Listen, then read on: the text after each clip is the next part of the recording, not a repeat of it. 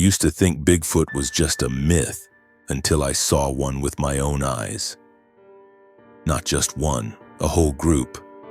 And they weren't what I expected. They moved like men, watched us with intelligent eyes, and left strange symbols carved into wood. It all started when my best friend Marcus and I took a trip to a remote cabin deep in the snowy mountains. No cell signal, no internet, just us, our new 4K drone, and miles of silence. We thought it would be a peaceful escape, until the drone captured something moving in the trees, something huge, covered in fur, walking upright. That's when everything changed. Night after night they came closer, surrounding the cabin, knocking in patterns on the walls, mimicking human voices. Marcus wanted to leave.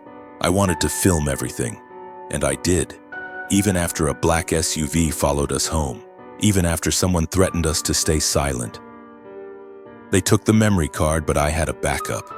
What you're about to see is real. It's the only surviving footage.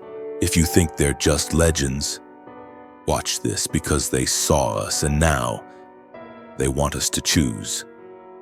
The road curved like a tired old snake, half buried under a blanket of fresh snow. Pines leaned inward as if whispering secrets I wasn't supposed to hear. The deeper we drove, the quieter it got. No birdsong, no cars, just the occasional whisper of wind brushing against the windows and the creak of our old truck's suspension whenever Marcus took a corner too fast. The silence between us was louder than the wind. He kept both hands tight on the wheel, knuckles white, eyes locked on the road ahead, like if he looked anywhere else, the trees might swallow him whole. I could feel it, the weight of everything unsaid. Him quitting the rescue squad. Me pretending this trip was just about a drone test and some weekend beers. That's how we'd always handled things, me pushing, him shutting down. But something in me needed this. More than footage, more than likes or some dumb crypto theory about forest anomalies. I needed to know if what we'd once had, the kind of friendship that felt like blood, could still be stitched back together after everything that had happened. We pulled into the old gas station off County Route 4 just past mile marker 73. The kind of place that looked like it hadn't sold more than jerky and expired Gatorade since the Reagan years. The snow crunched under my boots as I stepped out, the cold biting through my jacket. There was a battered open sign in the window, flickering like it couldn't make up its mind. Inside, the warmth smelled like burnt coffee and dog fur. The old man behind the counter didn't say a word when we walked in. Just looked up from behind a battered register, his milky left eye drifting slightly off-center. The dog beside him, big, gray, blind, lifted its head but didn't bark. I made some half-assed comment about the cold. No answer. So I pulled the drone case from my pack, cracked it open, and let him see the gear. His good eye narrowed. "Now don't look too close," he said, voice dry and cracked like a broken record. "Some things out here, they don't like being seen." Marcus didn't move, just stood by the door, rubbing the scar above his brow.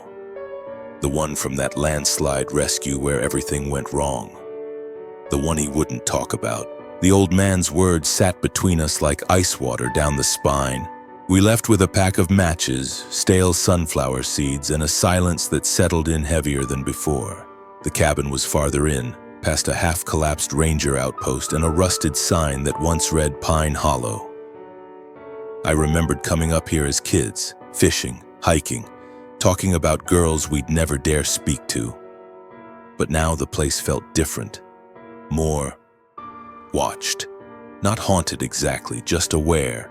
It was a log cabin, small, warped with time, roof sagging a little at the middle. No power, no service. Just a stone fireplace and a half-rotted deck that groaned under our boots. Evan would have made a comment back then about how this was prime Bigfoot country, or perfect for off-grid isolation patterns. But now I kept my mouth shut and hauled the firewood in. Marcus didn't talk either. He moved like a machine, stack, light, stoke. like the act of building a fire was the only thing keeping him from slipping back into whatever dark hole he'd been in since the accident.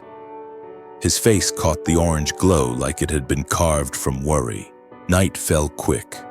The snow thickened outside, muffling every sound until it felt like we were buried alive in cotton.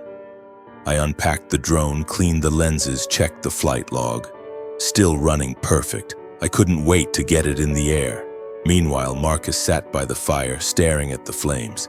I could hear his breathing from across the room. Tight, uneven, like each inhale was a decision.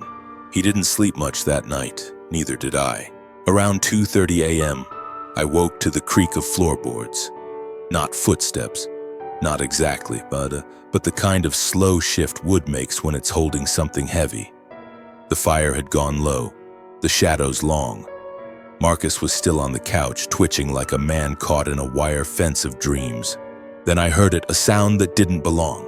3 knocks, slow, measured, wood on wood. Not at the door, not at the window, but somewhere outside, like a hand tapping on a tree just beyond the porch. Cock, cock, cock! I froze. Every hair on my arms lifted like a warning, then silence. Long enough to wonder if I'd imagined it. Then Marcus shot up, gasping, drenched in sweat. His eyes locked on me like he didn't know where he was. "You heard that too?" I asked. He didn't answer, just wiped his face and stood, walking to the window. He pulled back the curtain slow. His breath fogged the glass.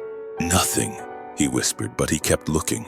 Long after I lay back down, the next morning the world looked deceptively soft.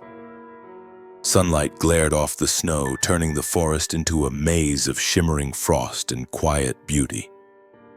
I took the drone out just after breakfast, launched it from the deck. The signal held steady, the blades whirring like an electric insect lifting into the cold sky. From above, the forest stretched out like a map of secrets. Pines lined in rows, animal trails crisscrossing like veins. I guided it higher, then lower again, skimming the edge of a ridge where a cluster of deer moved in single file. I followed them, coasting over their heads. Then movement, not theirs. A shape passed just behind them. Fast, upright, too tall for any man I knew. 2 legs, black fur, broad shoulders.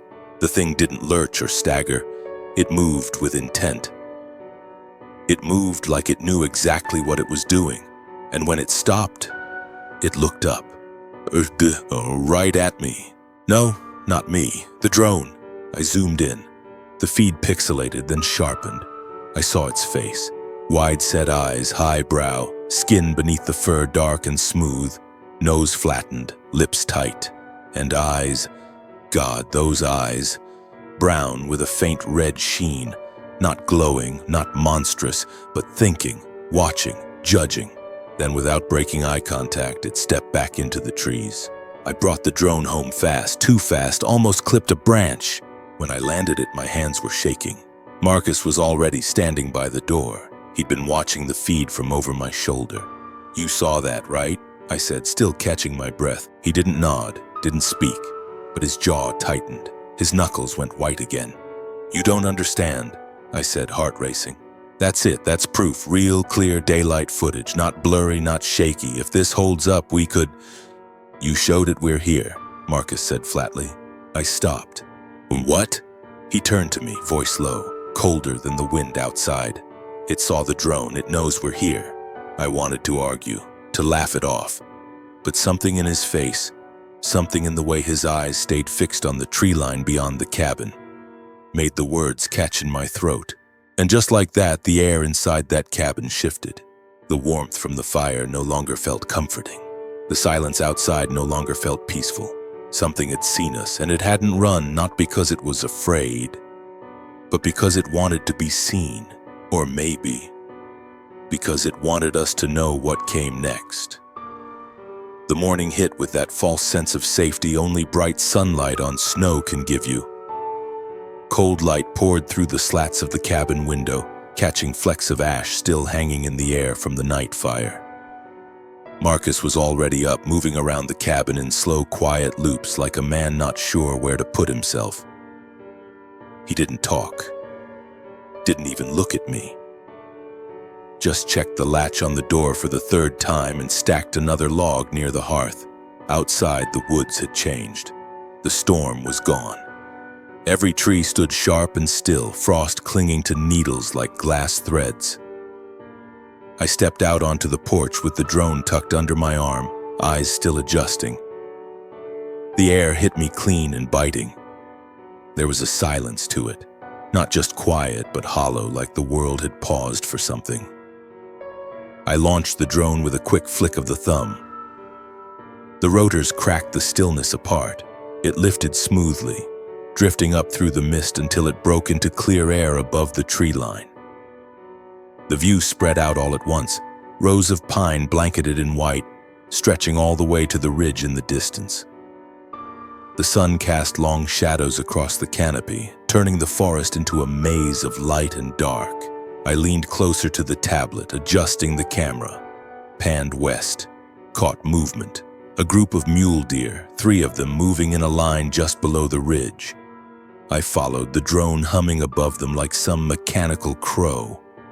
They moved slow at first, then faster. Something had spooked them, my fingers tensed. I adjusted focus. That's when I saw it.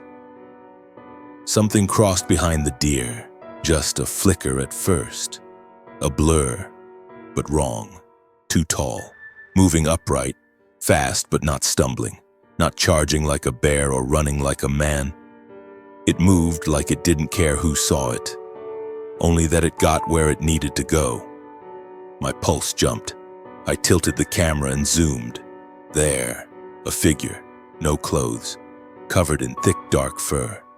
Easily over 7 feet, shoulders wide, legs long, muscular, arms swinging low but with control. Not dragging, not animal. It paused, turned, and looked up. Right at me. Right at the drone. I stopped breathing. Its face locked into view. Not blurry, not half covered in leaves, clear, sharp. The fur along its cheeks thinned near the eyes, which were set deep under a heavy brow. The nose was flat wide, lips drawn. Its expression wasn't blank. It was watching, calculating. And the eyes, brown but with this faint red glint that caught the sun in a way that didn't seem right. Not glowing, just aware. Then without flinching, it moved again, quick and smooth, and vanished behind the trees. I jerked the drone upward, heart hammering so hard I could hear it in my ears. I scanned the area again. Nothing. It was gone. Not like it had run, like it had planned it, like it had only come into frame to be seen, and then left on its terms. I brought the drone back, landed it on the edge of the porch with shaky hands. Marcus had stepped outside by then. He must have seen the look on my face. I didn't say anything. Just turned the screen toward him and replayed the footage. He watched, slow, silent, eyes narrowed. When it got to the part where it looked up, that exact moment, Marcus didn't react, but I saw his jaw clench. I didn't even try to hide my excitement. "This is it," I said. "This is the kind of thing people spend decades chasing. I mean, look at this. It's not some guy in a suit. It's not a bear on hind legs. You showed it, we're here," Marcus said, quiet, measured. I blinked. "What?" He looked away from the screen, scanned the trees, like he expected something to be standing there already. "It knows where we are now." I laughed, nervous, a little too loud. "Come on, man, you make it sound like it's tracking us, like it's a sniper or something." Marcus didn't laugh. He took a step off the porch and stared into the tree line. His shoulders stayed tense. "They watch," he said. "They learn. You think we're the only ones recording?" I stared at him. "You're serious?" He didn't reply. I wanted to believe it was adrenaline talking, leftover PTSD, his mind playing games. But part of me, a part I hated, was starting to feel it too. That creeping sense we weren't alone out here, that maybe we hadn't been since we arrived. I went back inside and uploaded the footage onto my backup drive. labeled it like always, dated, logged, a habit drilled into me from years of freelance documentary work. Evidence is everything. I couldn't risk losing this. I kept watching it over and over, slowing it down, frame by frame, the way it turned, the way it stepped. But there was one thing I kept circling back to. The moment it looked up. The pause. The lock of eyes. It wasn't startled. It was aware. And for some reason it didn't run until I saw it. I don't know how long I was sitting there before Marcus spoke again. "I've seen something like that before," he said, voice low, like it hurt to say it out loud. I turned. He was still near the window, hands in his coat pockets. "Way back when I was a kid," he said. "Hunting trip with my dad, middle of winter near Black Hollow." He paused. There was a shadow, bigger than a man. It moved fast. My dad saw it too. He never spoke about it after that day, swore it off like a curse. He let out a breath. He used to say the forest knows when you're not welcome. I waited for him to say more, but he didn't. Just pulled the curtain shut and walked away. The rest of the day passed in strange quiet. The drone sat idle on the table. I couldn't bring myself to send it up again. I kept glancing at the tree line through the slats, half expecting something to step out. That night, the wind returned. But it wasn't the wind that woke me. It was the drone footage, replaying again and again in my head. That moment it looked into the camera, like it wasn't just seeing us, like it was choosing. And the worst part, I felt like I'd been chosen too. I don't think I slept more than 20 minutes that night. Even with the fire going and the wind outside turning gentle for once, my body just wouldn't let go. Every time I closed my eyes, I saw that face again. That stare, not hostile, not afraid, just knowing. Like it was waiting for something to happen. By the time the sun bled faint gold through the trees, I was already dressed and out on the porch, boots sinking into last night's snow. The trees stood heavy with frost, their branches sagging like they were exhausted too. The air smelled sharp and clean, and for a second I let myself think maybe we were just freaking out. Just two guys too deep in their heads, making ghosts out of shadows. But then Marcus stepped outside behind me, eyes sweeping the forest line and his whole body locked up. "You seeing what I'm seeing?" I asked, already knowing the answer. He didn't nod, just moved past me, slow and stiff, like every step needed permission. I followed him around the side of the cabin. That's when I saw the tracks. Big, deep, toes visible. 4 of them, with the 5th one set slightly off, like a thumb almost. No shoes, no claws like a bear's. But whatever made them had weight, more than a man, and stride. Jesus! One step was nearly 5 feet apart from the next. They weren't just meandering either, they circled around the cabin, around us, like a predator with time to burn. Some of the prints were so close to the walls they pressed snow right up to the wood. One set led to the back window, where the glass had frosted over from the inside. A smudge marked the center, round and faint. A face print. Something had leaned in to look. I felt my stomach shift, not drop, not tighten, just move. Like my body was trying to make space for a deeper kind of fear. Marcus was crouching now, touching the edge of a print near the firewood stack. I waited for him to speak. He didn't. "Maybe it's the same one from yesterday," I said, just following. He stood slowly, brushed the frost off his gloves. Then he said something I didn't expect. "There's more than one." I frowned. "How do you know?" He pointed to a print near the porch, slightly smaller, narrower heel. Then to another by the shed. Same width, but shallower. "That's at least 3 different weights," he said. "And one of them's a hell of a lot lighter." I didn't answer. Couldn't. My brain felt full of static. I backed away, turned toward the trees. Every shadow suddenly felt like it was holding something just out of reach. Every snap of a branch sounded like a whisper I wasn't supposed to hear. Later we went inside, sat in silence. I was sorting footage again, obsessing like I always did when things felt out of control. Marcus sat across from me, nursing the same lukewarm coffee for hours, eyes barely blinking. At one point, I asked him if he'd ever told anyone else what he saw with his dad in Black Hollow. He didn't look up. "They wouldn't believe me," he said. "Hell, I didn't even believe me, thought I imagined the whole damn thing, until now." Then he told me something else, something that's stuck with me since. "My dad had this rule," he said. "If you ever hear 3 knocks out there, don't answer, don't move, just wait." I swallowed. "Why 3? He shrugged. Said it was their way, like language, a pattern, and if you answered back, that meant you were part of the conversation. That afternoon we stayed in. Neither of us said it, but we were both afraid of going too far from the cabin. I kept pretending I was prepping the drone again, but my hands never really made it past the case. Marcus sharpened the hatchet over and over until the metal started to curl. The fire crackled. The wind moved through the pines, but inside it felt like we were holding our breath together. Then night fell. The cold came back harder, and with it the quiet. That kind of quiet that presses in against the windows like it's alive. Even the trees outside seemed to have stopped swaying, like they were listening for something. I was watching the drone footage again. Hadn't even realized I'd fallen asleep on the couch until I woke with a jolt. The laptop had gone dark, the fire was low, and Marcus was sitting upright in the chair, still as stone, his eyes locked on the far wall.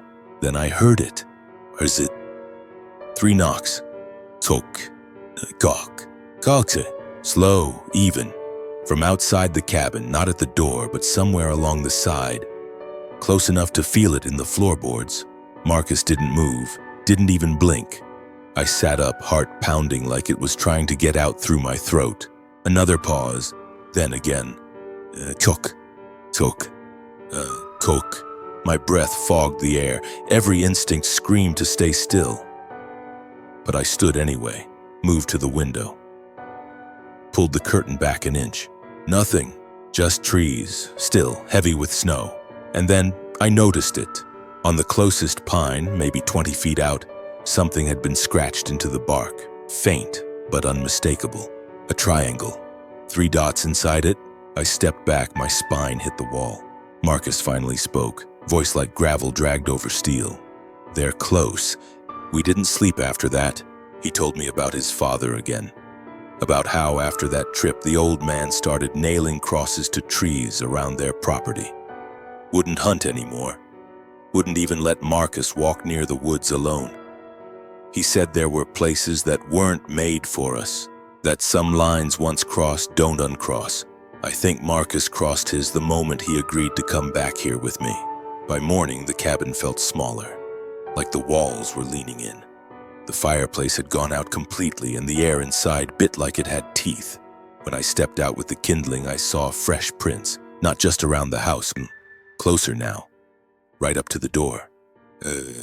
And one more thing. On the log rail beside the porch, 3 long gouges, clawed but deliberate, and next to them, the same triangle, scratched deep this time.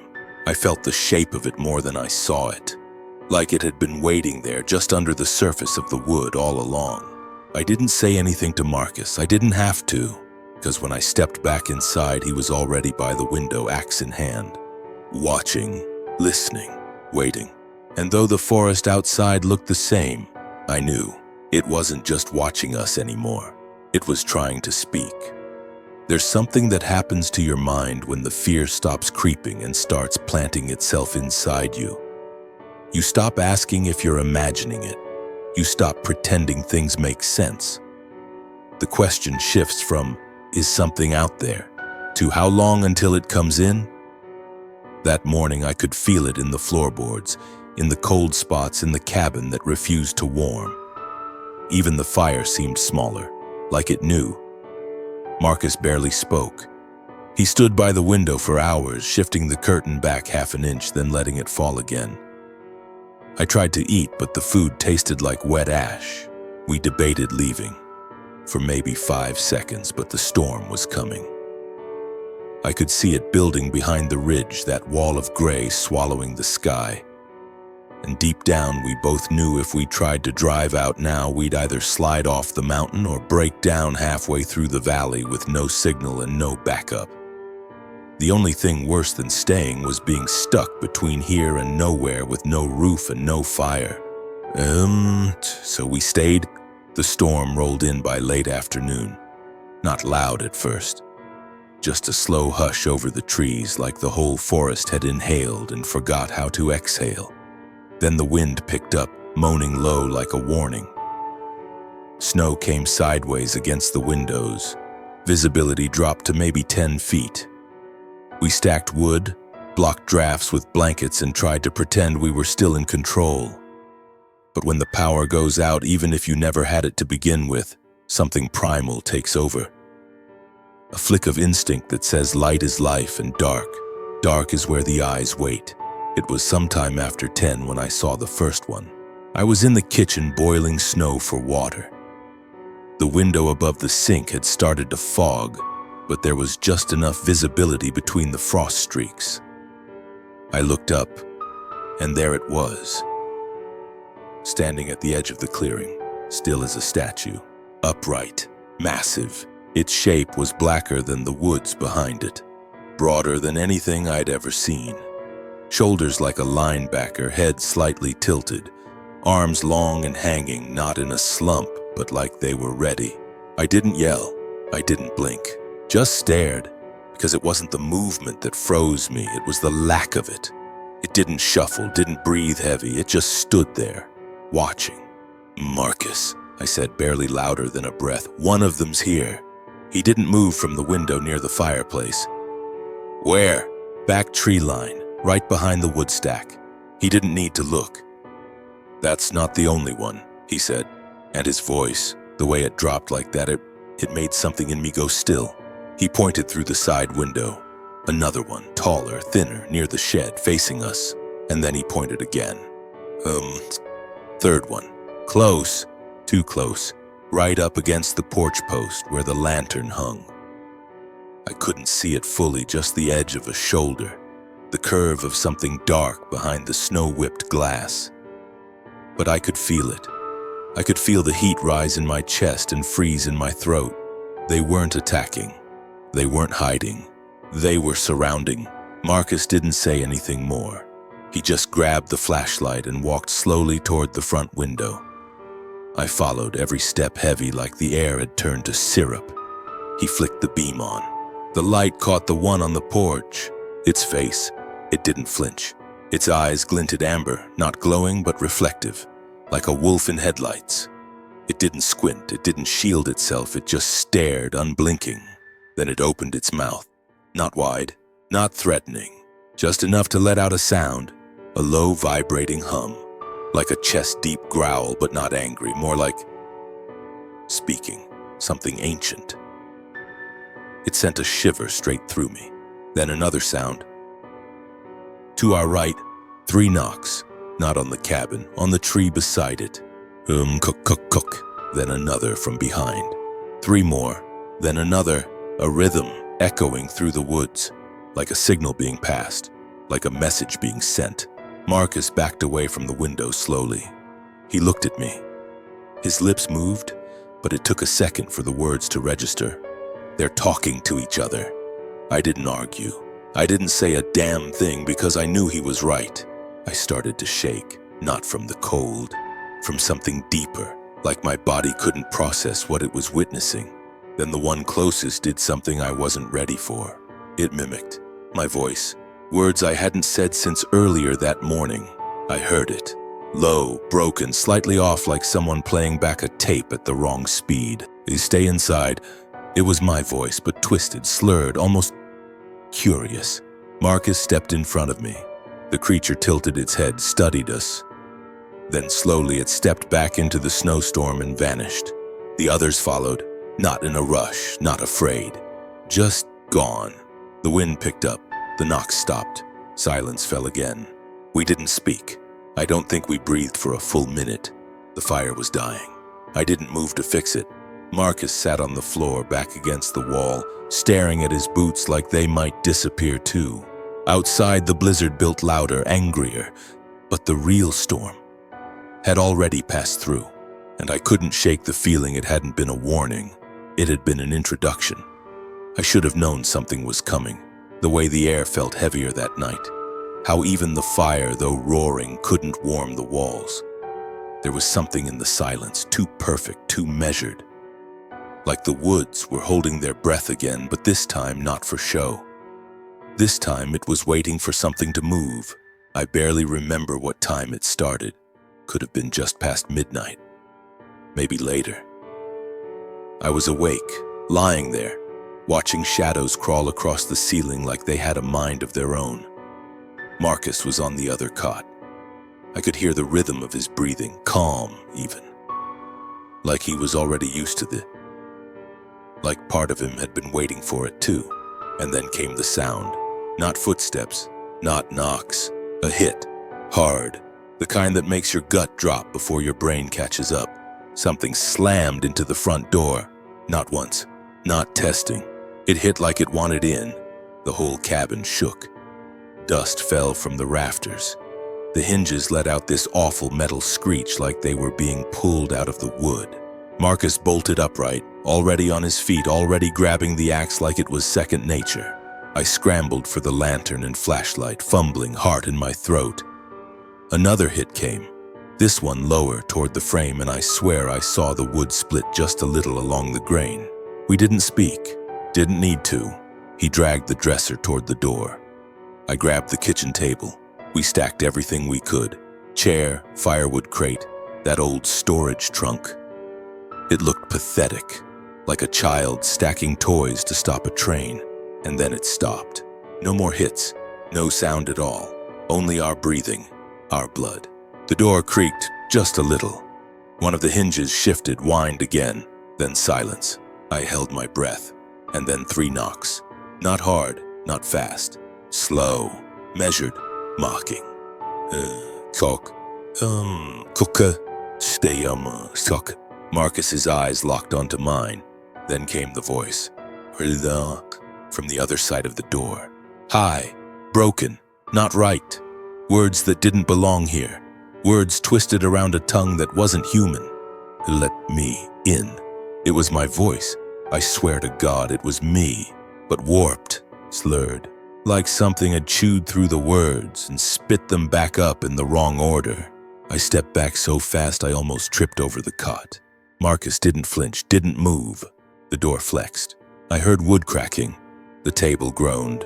Another hit, and this one blew the top hinge clean off. A shard of wood shot across the room and stuck into the far wall like a knife. We bolted, no plan, no logic, just pure instinct. The back room, smallest one in the cabin, no windows, only one door. We shoved the bookcase in the storage bin in front of it, locked it, braced it with our backs. Darkness swallowed the room except for the flashlight beam wobbling against the ceiling. My hands were shaking so bad I could barely hold it still. The front door gave out with a crack that sounded like a rifle blast. Then came footsteps, not stomping, not clawing. They were careful. Slow, measured again, heavy but controlled, like someone inspecting the house they just bought. I covered my mouth, tried to quiet my breath. The thing walked past the kitchen.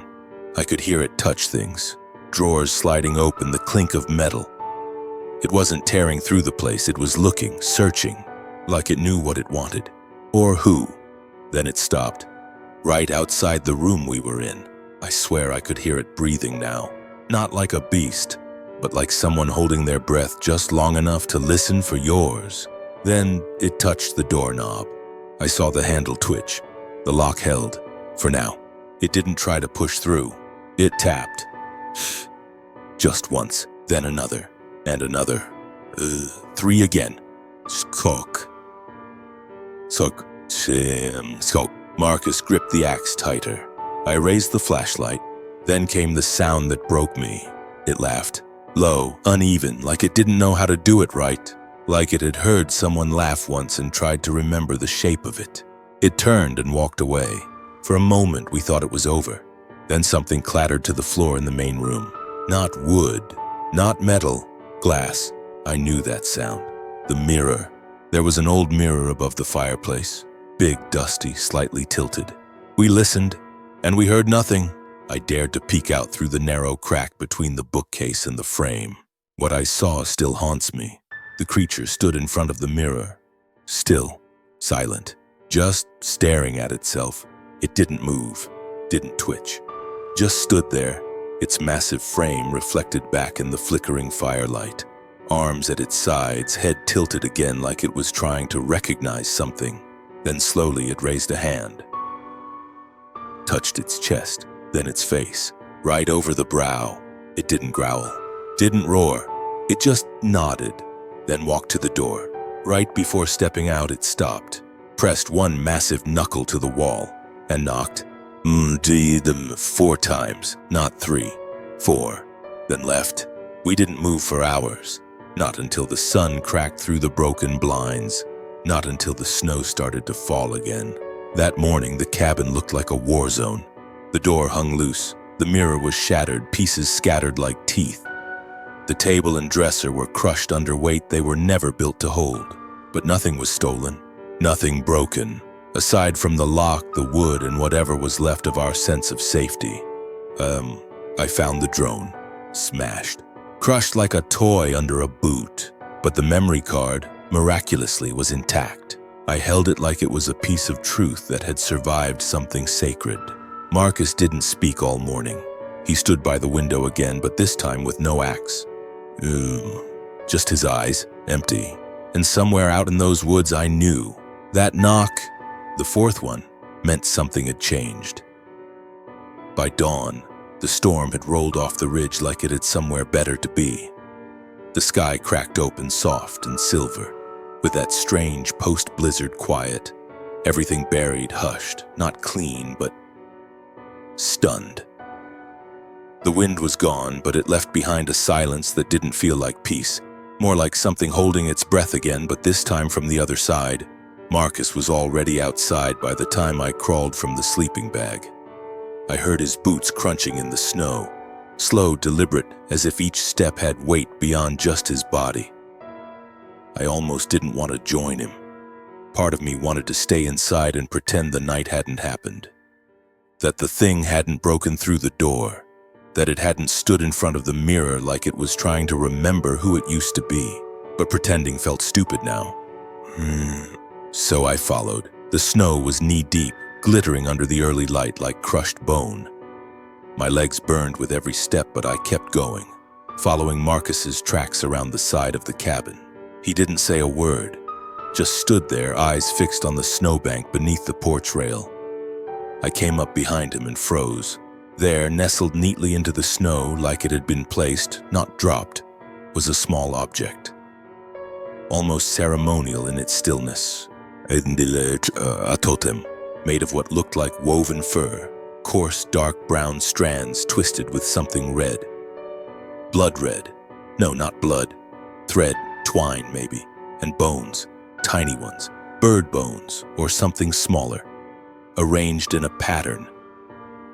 3 crossing sticks tied at the center, feathers drooping, and a knot of sinew wrapped tight around the middle. I knelt down, couldn't help it, reached out. Marcus grabbed my arm. "Don't touch it," he said. His voice was quieter than usual, not afraid, just reverent. I looked at him.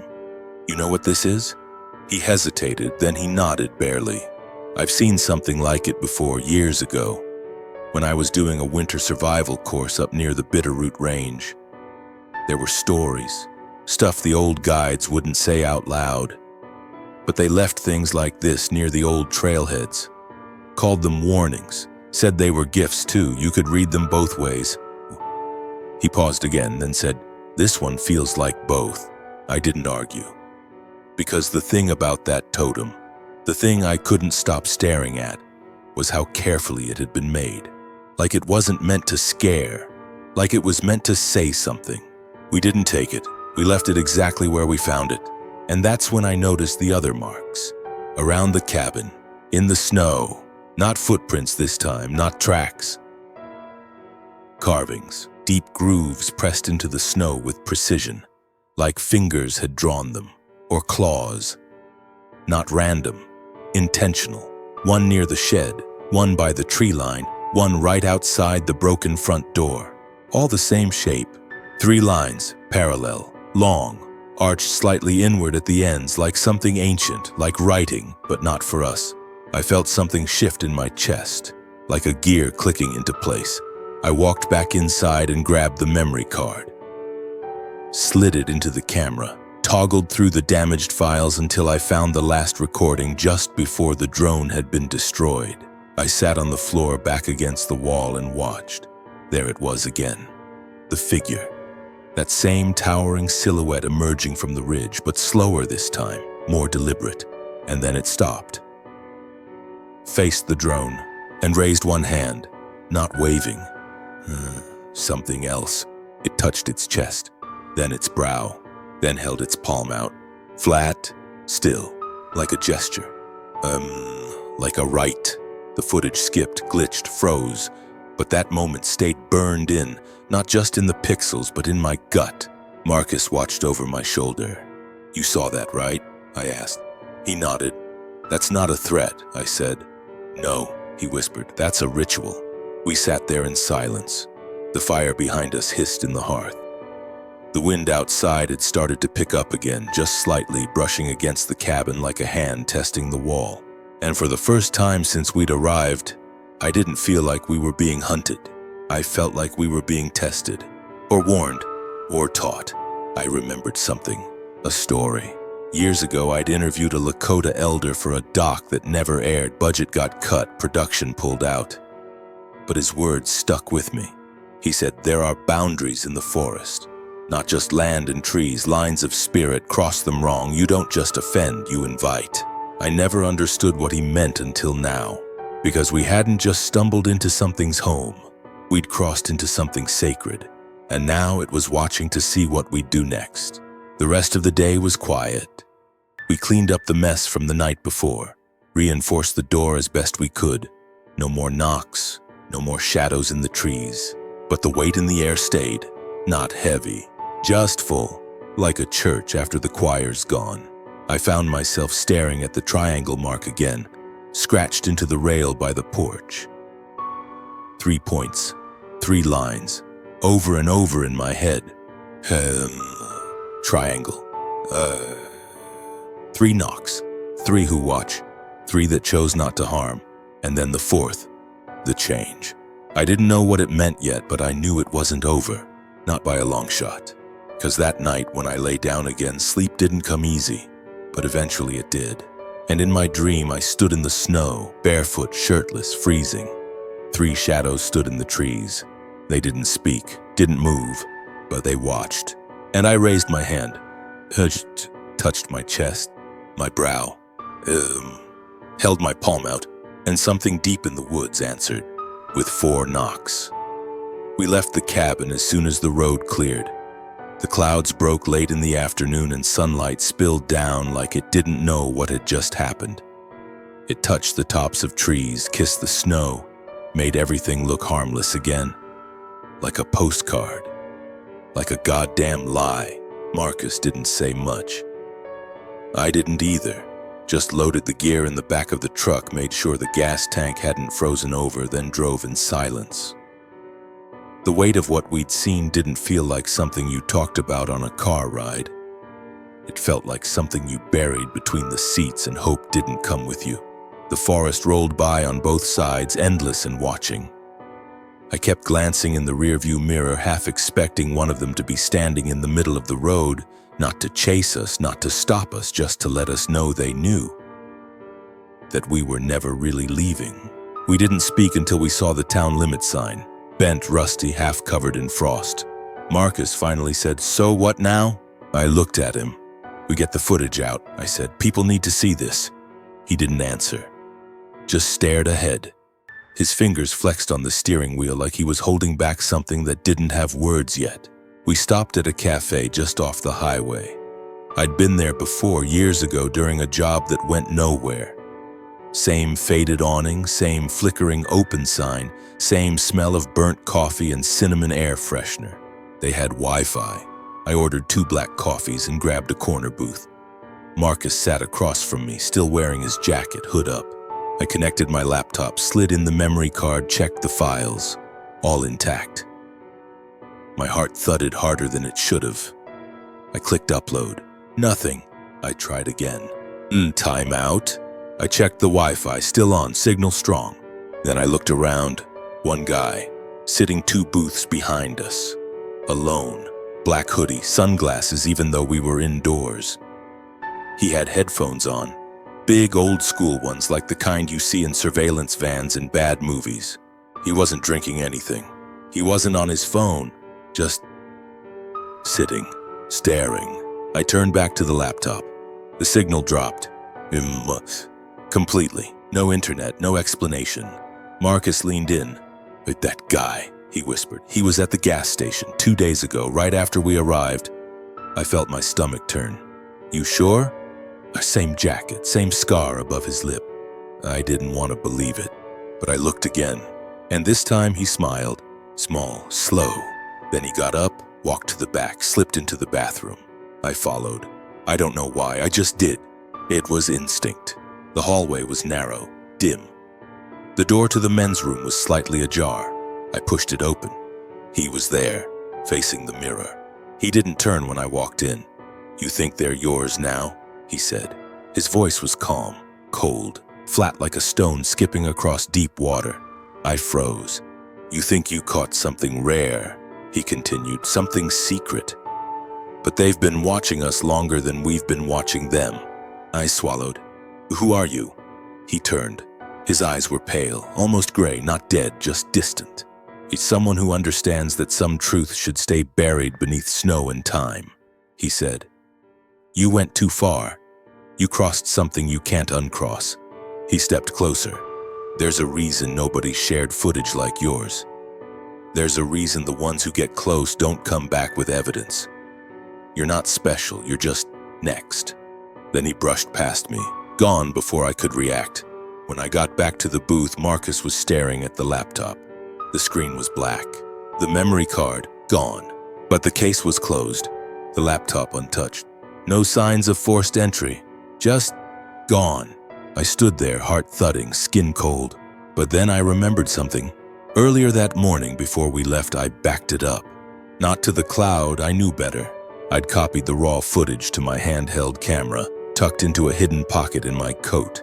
It was still there. They hadn't taken everything. Not yet. We left the cafe immediately. Marcus didn't ask what happened. I didn't tell him, but we both knew. This wasn't about Bigfoot anymore.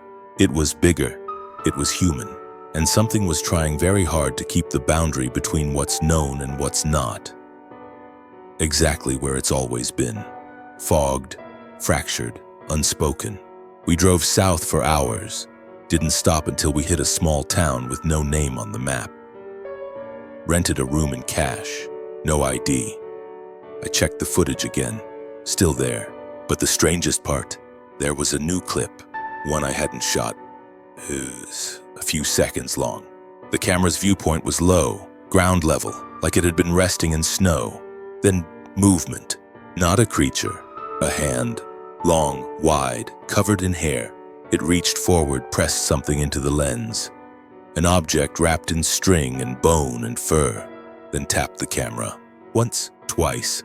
3 times. Cuck, cuck, cuck! Fade to black. No metadata. No timestamp. Nothing. Just that. And it shouldn't have been possible. But it was. And that's when I knew whatever was in the forest had followed us out. It's been a year, almost to the day.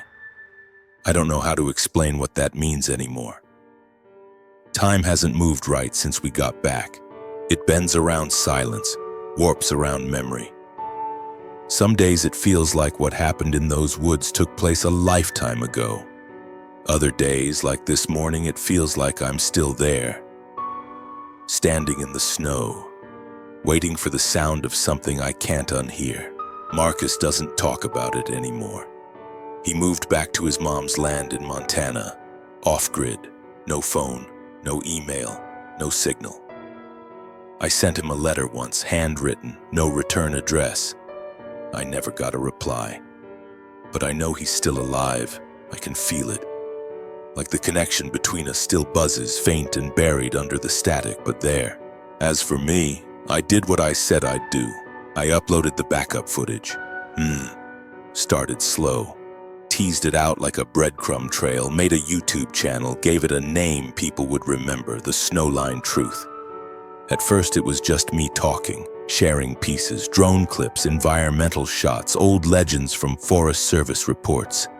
Then the raw footage, the drone eye watching the tree line, the figure moving just past the deer, the slow, deliberate stare straight into the lens. I didn't add music, no jump cuts, no monetization. I wanted it to feel real. Because it was. People thought it was a stunt, viral marketing for a movie. Some praised the world building. Others dug into my online past, tried to expose me as a hoaxer. But the ones who mattered, they knew. The ones who'd seen things, they wrote me. Quiet messages, comments that disappeared after a few hours. Some even sent footage of their own. Grainy, shaky, half lost in fog, but familiar. So familiar it made my hands sweat. I built a map. Started tracking stories. Patterns, and somewhere along the way, I stopped trying to convince people. I just started listening. It was sometime in November, cold and flat, when Marcus called me out of nowhere. I didn't recognize the number. He just said, "We need to talk. Check your inbox." Then he hung up. There it was. A new email, no subject, no sender. Just a link, no text, just that. I clicked. The download was slow, almost like the signal was pushing against something that didn't want it to go through. And what I found, it broke something in me. It started with our original drone footage. Same deer, same ridge, but it wasn't from our copy. This was cleaner, longer, uncut. The angle was different. Slightly lower, like the drone had been intercepted and redirected mid-flight. It zoomed in on the creature, but this time, it didn't run. It walked forward. Deliberate. It looked up. Right into the lens. Its face filled the frame. And then it blinked. Once, twice, 3 times. Then everything went black. The video cut out, replaced by an audio file. Wind, low, hollow. Then the knock. Talk! Cooks. Cook. And after a beat, another sound. A child's laugh. Not loud, not playful. Soft, distant, wrong. It echoed like it didn't come from lungs but from somewhere deeper.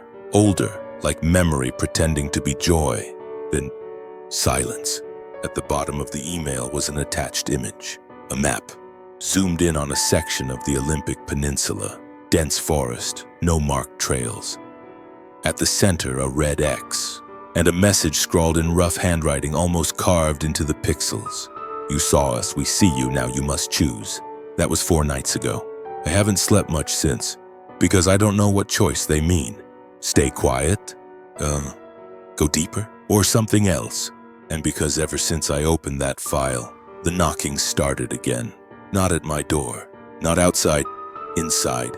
Inside my dreams. Always 3 knocks, always followed by silence. Except last night.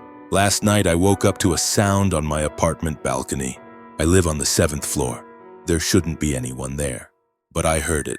Sock. Kok. Koke. When I opened the blinds, there was nothing but city lights. And a small object resting at the base of the sliding door. Feathers. Bone. Wrists. Red string, wrapped tight, deliberate. A totem, not a threat, not a message, a key. I don't know what I'm unlocking yet, but I think I'm about to find out, because my phone just buzzed. An unknown number, no name, no message. Just a recording, 3 knocks, and the sound of leaves moving, and that child's voice again whispering a word I couldn't quite understand, but it felt like my name, absolutely. Below is your deeply human, emotionally resonant closing passage, written in natural American English rich with reflective meaning and cinematic cadence. It subtly captures the spirit and themes of the entire story: mystery, fear, connection, truth, and boundaries.